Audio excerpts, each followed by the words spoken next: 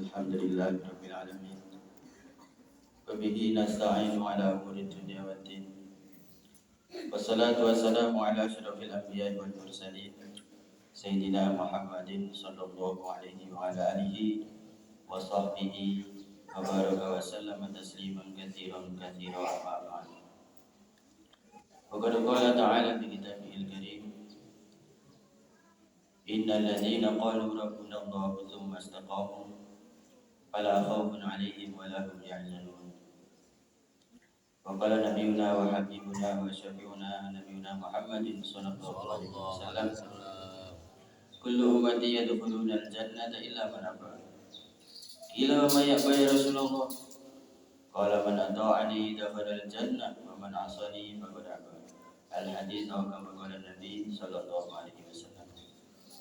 Hadirin mulakan Allah Subhanahu wa taala, lagi dan lagi kita senantiasa bersyukur kehadirat Allah Subhanahu wa taala. Bahwasanya ini adalah satu karunia yang besar Allah taala berikan kepada kita sekalian untuk bisa hadir, berkumpul, bermuwajahah, melihat wajah daripada guru-guru kita yang mulia. Ini adalah satu karunia yang besar dari Allah. Karena orang alim ini melihat wajahnya saja sudah beribadah. An-nadru ila wajhil alim al-ibadah, kata Nabi sallallahu alaihi wasallam. Jadi bagaimana kita hadir di tempat ini dengan perasaan mahabbah, dengan kecintaan, dengan harapan, dan dengan satu tekad yang kuat bahwasanya nanti kita hendak mengorbankan kemampuan kita, potensi kita, kesemangatan kita, bahkan semua yang kita miliki untuk menghasilkan satu perkara yang besar. Karena ilmu ini adalah warisan daripada para nabi dan rasul. Wal anbiya wal rasul la yurisuna al-mal walakin yurisuna al-ilm. Faman akhadaha faqad akhadha bihadin wafirin. Kama qala Nabi. Para nabi dan rasul tidak mewariskan harta, tapi mereka mewariskan ilmu. Maka barang siapa mengambil warisan tersebut, maka dia mendapatkan bagian yang sangat sempurna. Maka mungkin enggak panjang-panjang yang saya sampaikan. Guru kami memberikan nasihat bahwasanya di dalam kita belajar ini ada 4 perkara yang perlu kita tanamkan dalam diri kita, berkaitan dengan i'tiqad, berkaitan dengan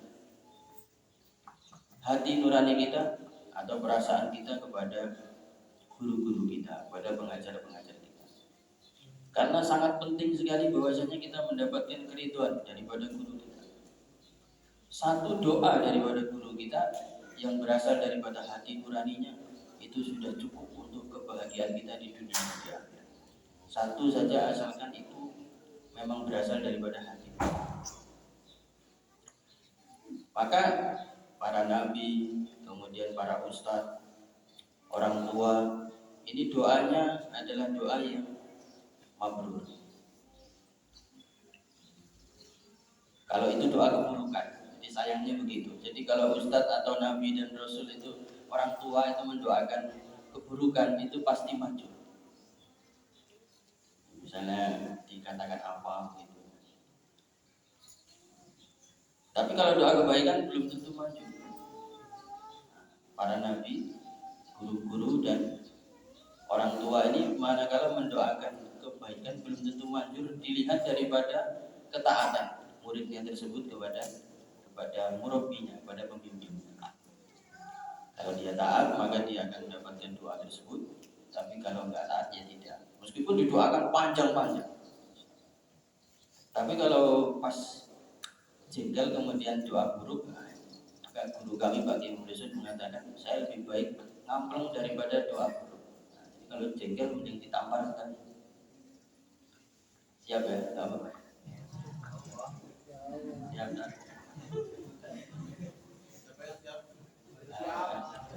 Madon. saya paling saya ngamplung pakai permen.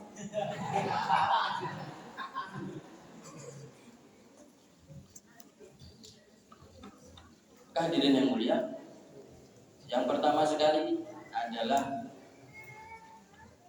i'tiqad. Pertama sekali adalah i'tiqad, yang kedua mahabbat, yang ketiga adalah khidmat, yang keempat adalah itaat. Yang pertama sekali adalah i'tiqad. Bagaimana kita meyakini bahwasanya guru kita ini adalah orang yang kamil, zahiran wa batinan, dinan wa dunya. Kita harus meyakini seperti ini, bahwa guru saya itu adalah, kalau saya dulu bisa waktu nyantri, saya yakin bahwa guru saya itu adalah manusia yang paling baik nomor 2 setelah baginda Nabi Muhammad Sallallahu Alaihi Wasallam, dan berhasil seperti itu. Wah, kayaknya kalau pas datang atau pas jumpa dari jauh itu saya udah nggak tahan, pasti menangis. Apa ziarah ke kuburnya, saya udah air mata saya sudah, karena cinta betul itu dalam kecintaan. Nah, kita harus i'tiqad seperti itu, bahwasanya para murabi kita ini adalah, nah itu enggak terpengaruh apakah aslinya iya atau tidak, enggak terpengaruh. Yang penting adalah i'tiqad kita kepada guru kita. Nanti saya ceritakan sekarang. Dulu ada cerita itu, ada orang mau nyantri namanya Abdul Rahman. Betulan namanya.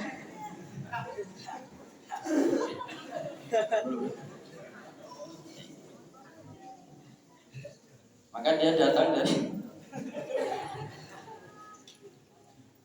dari kampungnya, terus kemudian sampai kepada satu tempat.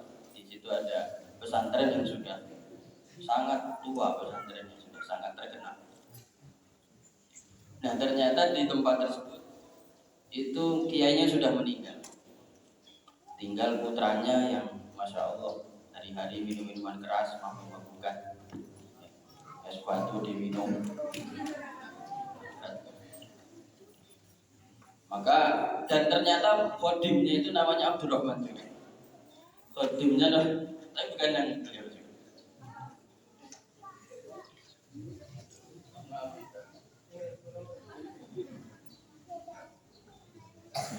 Sama tetangga kan, tanda-tanda biar tambah mesra kan ya.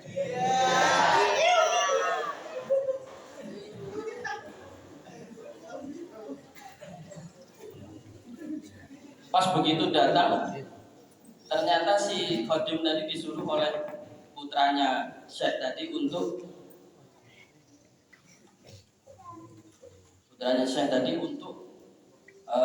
membeli minuman keras. Nah, begitu si Abdurrahman datang, assalamualaikum, maka putranya Syekh tadi sudah membentak, Abdurrahman, kamu itu disuruh lama sekali datang, sudah saya tunggu-tunggu, kamu baru datang sekarang. Maka dia kaget, wah hebat benar ini, wali besar ini, dia serahkan begitu, hebat betul. Saya baru datang, dia sudah tahu kalau nama saya itu Abdurrahman.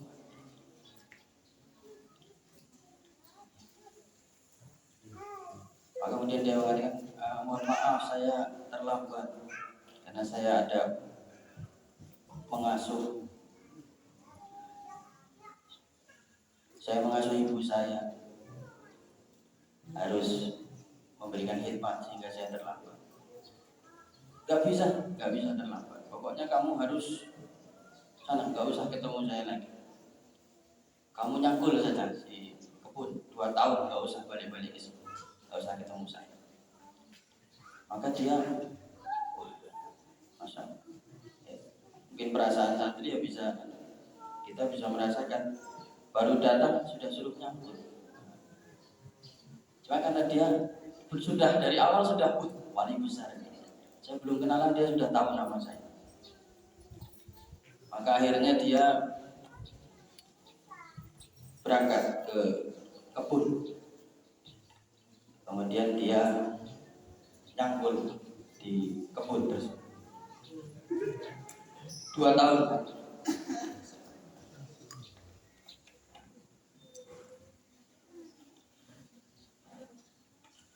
dia nyangkul di kebun itu, maka ceritanya dia di situ mendapatkan ilmu yang didapatkan tanpa belajar, hanya ilmu laduni. Jadi dia ikhlas berdoa terus setiap hari, maka sampai dia mendapatkan anugerah dari Allah bahwasanya dia tidak belajar tapi bisa menjadi orang alim. Maka kemudian setelah itu setelah jadi orang alim dan dia menjadi seorang wali Allah Ta'ala, maka kemudian dia bermuraqabah, dia berzikir gitu, dia mengadakan amalan-amalan, ingin tahu di mana derajat gurunya. Dan dia penasaran, guru saya hebat sekali. Baru saya disuruh nyangkul saja sudah saya mendapatkan kedudukan seperti itu. Maka dia doa kepada Allah, dia bermuraqabah sampai ke langit pertama. Sampai di langit pertama itu dia lihat di mana guru saya, gak ada. Maka dia doa lagi terus zikir kepada Allah Ta'ala sampai di langit yang kedua. Di langit kedua juga nggak ada. Sampai di langit yang ketiga, dia nggak tahu bahwasanya dia sampai langit yang ketujuh cari gurunya, padahal gurunya di bawah bumi yang ketujuh. Ahli maksiat guru.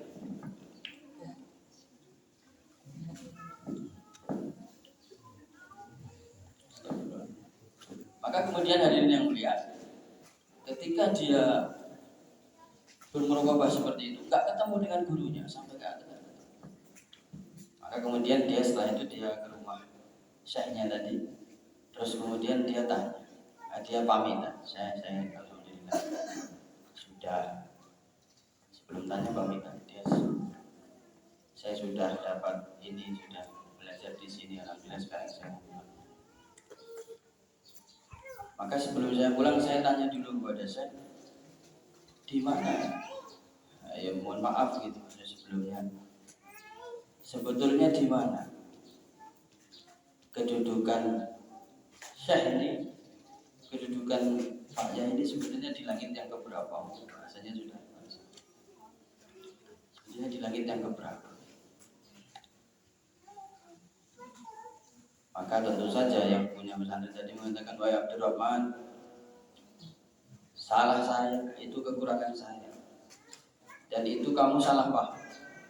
Dulu memang ada guru saya, ada seorang ulama yang besar di sini, ada seorang kiai yang besar di sini tinggal, tapi itu ayah saya.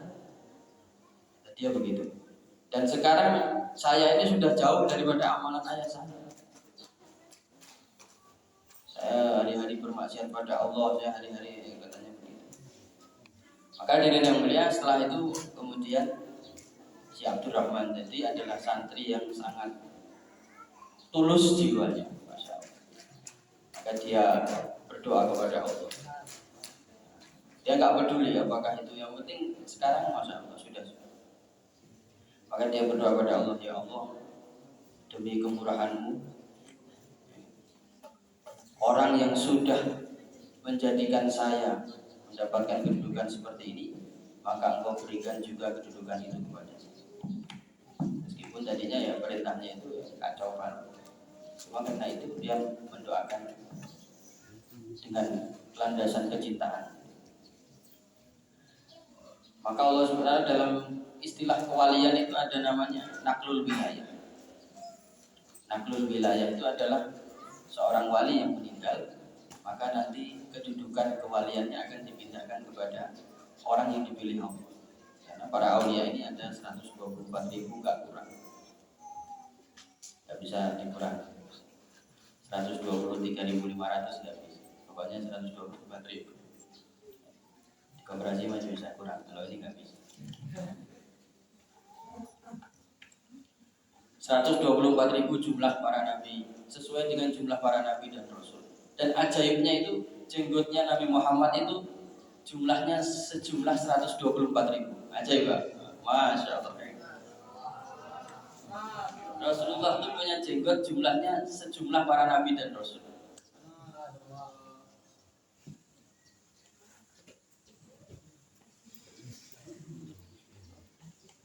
naklul wilayah.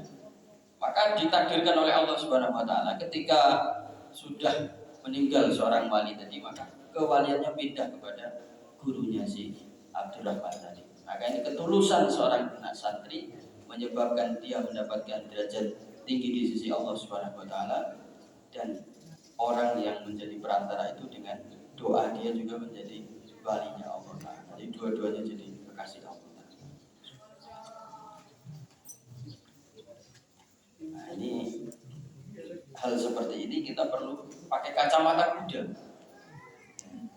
Jadi nggak dengar, nggak mana, yang penting kacamata kuda. Karena kita belajar, yang kita ambil adalah warisan dari baginda Nabi Muhammad Sallallahu Alaihi Wasallam. Kalau kamu ingin belajar kepada guru yang nggak ada kekurangannya, maka kamu nggak akan dapat guru di mana pun berada. Ini kita perlu i'tikad. Perlu i'tikad dalam diri kita. Yang penting adalah kita meyakini bahwa kamil dunia wa ukhrawiyah, dinan zahiran wa batin. Yang kedua adalah mahabbah. Kita cintai guru kita, kemudian kita cintai anak-anaknya, keluarganya. Ada seorang syekh sedang mengajar, tiba-tiba dia berdiri. Mengajar itu berdiri. Heran, kenapa berdiri? Karena ternyata dia bilang, saya lihat anak guru saya sedang lewat, lagi main kelereng. Maka untuk menghormati guru saya berdiri untuk menghormati dia. Kita dulu sampai kalau anak kiai lewat itu kita nggak berani berjalan di depannya, nggak berani, jalan di belakang. Itu kita cintai keluarga, kita cintai anak-anak, kita cintai bahkan hal-hal yang, kalau yang pesantren-pesantren besar itu sampai hal-hal yang berhubungan dengan gurunya semua dicintai. Cara pakaiannya, pecinya, ada namanya Kiai Uzairon, pernah dengar namanya ya? Kiai Uzairon itu kalau beli peci, satu pondok pecinya sama semua. Padahal kalau dipakai santrinya ya nggak sebagus ketika dipakai kiainya gitu. Karena yang pakai Pak Kiai, jadi ya Pak Kiai itu kalau dia pakai baju bolong, orang alim itu apa saja baik. Kalau bajunya sederhana, lusuh, maka orang mengatakan Masya Allah, Pak Kiai itu. Tapi kalau orang bodoh pakai baju bolong, kalau dasar orang bodoh, bajunya jelek. Tapi kalau Pak Yai pakai baju bagus-bagus, Masya Allah, Kiai bajunya bagus, Masya Allah. Kalau ada orang bodoh pakai baju bodoh aja, bajunya bagus-bagus. Ini mahabbah, bukan mahabbah, cinta. Terus yang ketiga adalah khidmat. Kita layani mereka, kita, dan nggak semua para alim ulama itu mengambil khidmat, nggak semua. Ya. Bahkan ada ulama itu yang takut mengambil khidmat karena dia nggak berani bayar, nggak bisa bayar, karena itu hak tambahan. Nah, khidmat ini perlunya adalah untuk keberkahan kita sendiri, untuk kesuburan daripada ilmu kita. Termasuk yang menyuburkan ilmu itu adalah rotan. Jadi santri di rotan itu seperti tumbuhan disirami air. Kalau nggak pernah di rotan itu kering, kayak pohon mati itu kering. Jadi sekali-kali di rotan, sehari 3 kali. Seminggu 3 kali supaya subur. Itu adalah seni dalam tarbiyah. Jadi dibangunkan di rotan itu akan menyuburkan rohani. Bangun-bangun dak itu rohani bangun. Tapi ya jangan sering-sering. Saya ini paling banyak di rotan, saya paling subur di sini.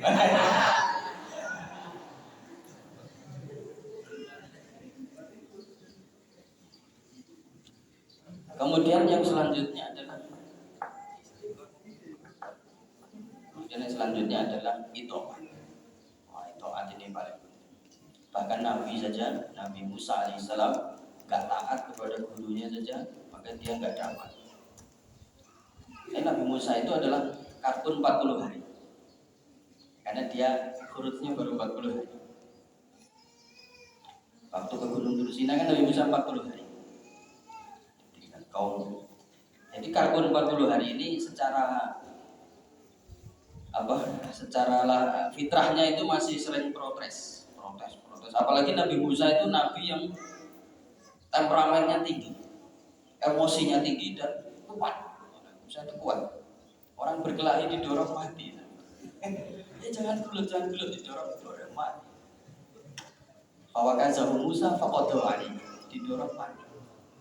Waktu di depan gadis, ya, di depan anaknya Nabi Shu'aib, pas di depan gadis cantik tuh, ada batu itu diangkat 10 orang nggak kuat, diangkat sendiri sama Nabi Musa. Langsung.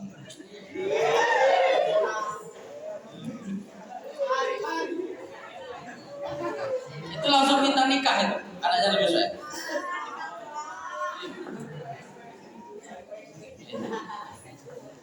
Langsung minta nikah.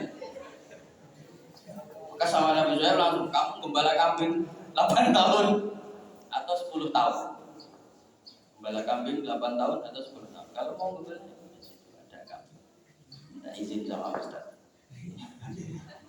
8 tahun 10 tahun. Nggak tahu nikahnya sama siapa. Yang penting gembalanya dulu. Langsung janjinya Nabi Shu'aib langsung ini. Uridu an unkihaka ihda banatain hadain. Nah itu doanya, saya ceritakan sedikit saja supaya nanti jadi. Doanya itu adalah doa minta istri itu Rabbi inni lima anzalta ilayya min khairin faqir. Itu juz 20. Itu saya sendiri praktek.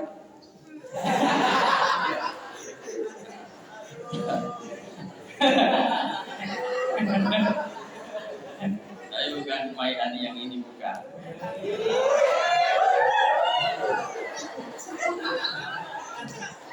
Itu waktu itu enggak saya cuma ngetes saja, coba kesaktian sakti enggak.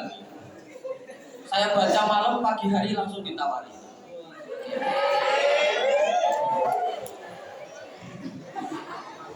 Saya nggak tahu kalau sekarang baca mungkin nggak manjur lagi.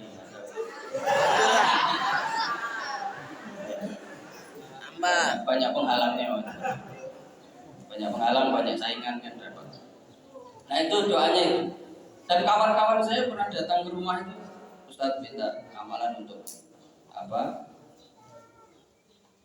dapat istri. Saya kasih itu, langsung seminggu dapat. Cepat benar. Wah, ATM-nya banyak kasnya berarti. Nah nanti kalau ditanya orang, itu doa. Rabbi inni lima anzalta ilayya min khairin faqir. Padahal Nabi Musa itu minta maaf, tapi itu itu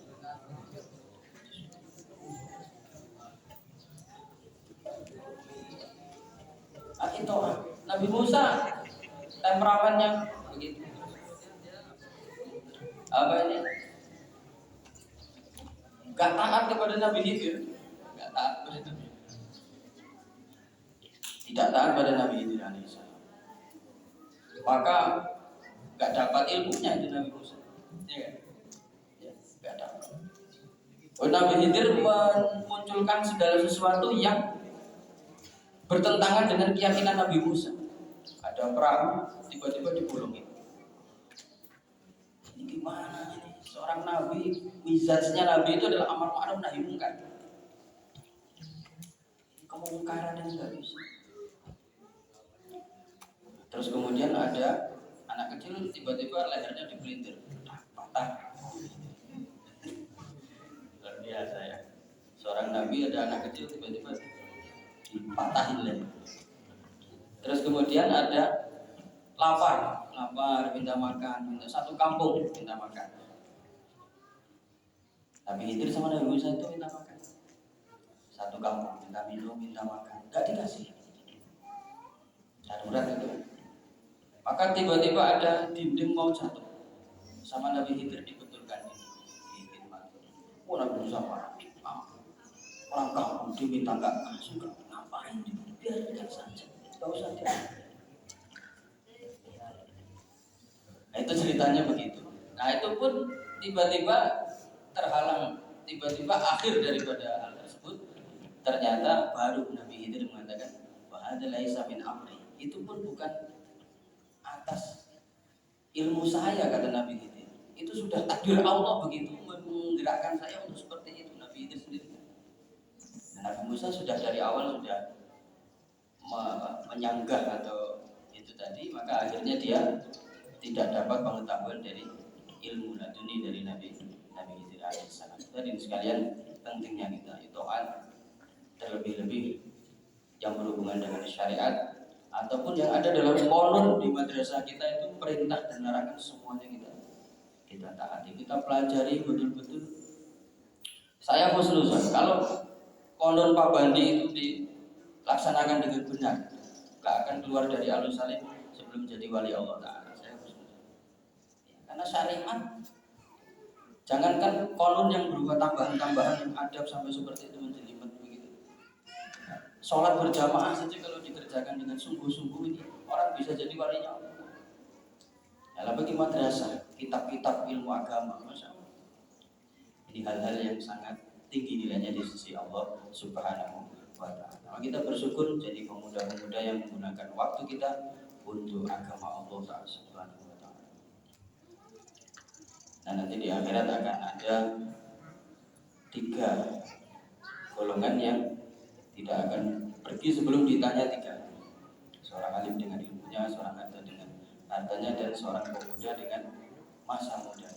Untuk apa masa muda itu dikerjakan, digunakan. Nah, kita duduk di madrasah begini, waktu masa muda kalian itu Allah Ta'ala gunakan untuk apa?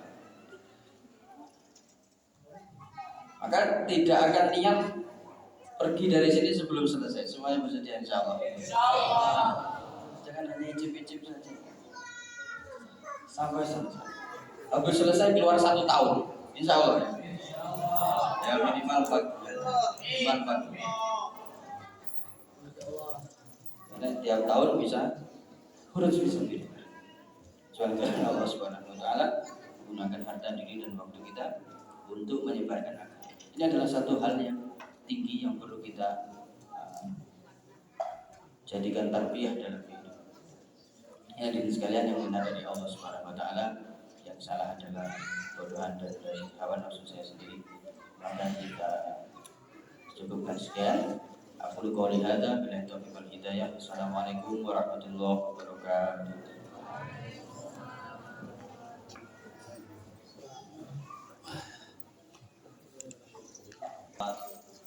Tetapkan iman Islam kita, kemudian kita diistiqomahkan senantiasa sibukkan dalam masalah ketaatan ilmu agamanya Allah Subhanahu wa Ta'ala. Ala hadiyahnya walikullin dari salihah al-fatihah. A'udzu billahi minasyaitonir rajim. Bismillahirrahmanirrahim. Alhamdulillahi rabbil alamin arrahmanir rahim maliki yaumiddin. Iyyaka na'budu wa iyyaka nasta'in. Ihdinas siratal mustaqim. Siratal ladzina an'amta 'alaihim ghairil maghdubi 'alaihim waladdallin. Bismillahirrahmanirrahim. Alhamdulillahi rabbil alamin. Allahumma shalli 'ala sayyidina Muhammad wa 'ala ali sayyidina Muhammad. Allahumma ighfir lana dhunubana wa li walidayna warhamhum kama rabbayana shighara wa li jami'il muslimin wal muslimat wal mu'minina wal mu'minat al ahya'i minhum wal amwat. Allahumma hdina wa hdina sawal jinna jami'a waj'alna sababan liman ihtada. Allahumma hab lana min azwajina wa dhurriyyatina qurrata a'yun waj'alna lil muttaqina imama. Amin. Allahumma iftah lana babal khair wa babal ni'mah wa babal salamah wa babal hidayah wa babal ilm. Allahumma rabbana atina fid dunya hasanah wa fil akhirati hasanah wa qina adzaban nar. Wa sallallahu ala khairi khalqihi Muhammad wa ala alihi wa sahbihi wa baraka wa sallam. Alhamdulillahi rabbil alamin.